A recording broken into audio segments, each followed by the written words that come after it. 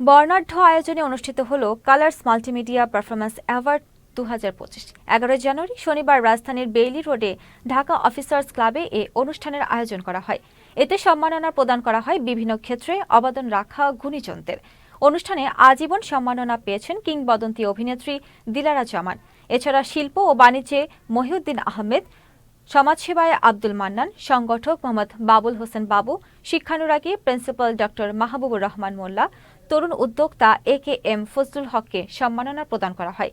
এছাড়াও অভিনয়ে আঁখি চৌধুরী, সঙ্গীতে নিরঞ্জনা আক্তার নদী, নৃত্যে নুসরাত জাহান রুহি, সংবাদ পাঠে সিনথিয়া রহমান, উপস্থাপনায় রুবাইয়া এশা এবং মডেলিংয়ে তানহা নুফা সম্মাননা পেয়েছেন। কালার্স মাল্টিমিডিয়ার উপদেষ্টা দেশ বরেণ্য সঙ্গীত শিল্পী ফেরদৌস ওয়াহিদের সভাপতিত্বে অনুষ্ঠানের প্রধান অতিথি ছিলেন ঢাকা অফিসার্স ক্লাবের ভাইস চেয়ারম্যান MA রাজেক। বিশেষ অতিথি ছিলেন ঢাকা অফিসার্স ক্লাবের কোষাধ্যক্ষ মোহাম্মদ আব্দুল খালেক। অনুষ্ঠান পরিচালনা করেন কালার্স মাল্টিমিডিয়ার পরিচালক ও চলচ্চিত্র অভিনেতা নাজমুল খান।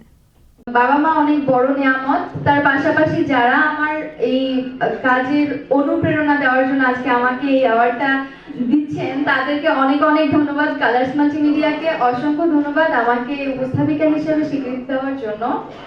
চেষ্টা করব ভবিষ্যতে আরো অনেক অনেক ভালো করে কাজ করার জন্য।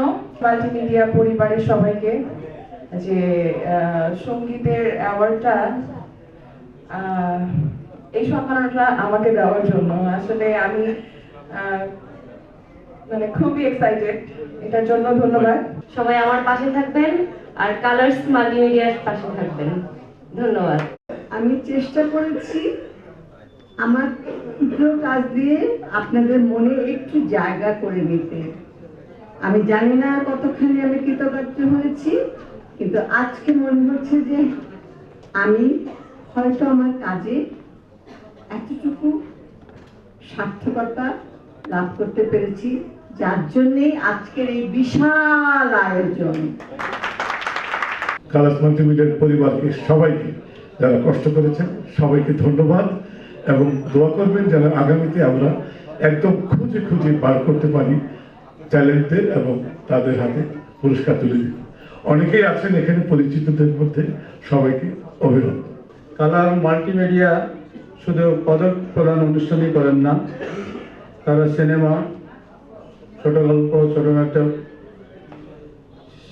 ইভেন্ট ম্যানেজমেন্ট এবং দুস্থ শিল্পী সাহায্য করে থাকেন।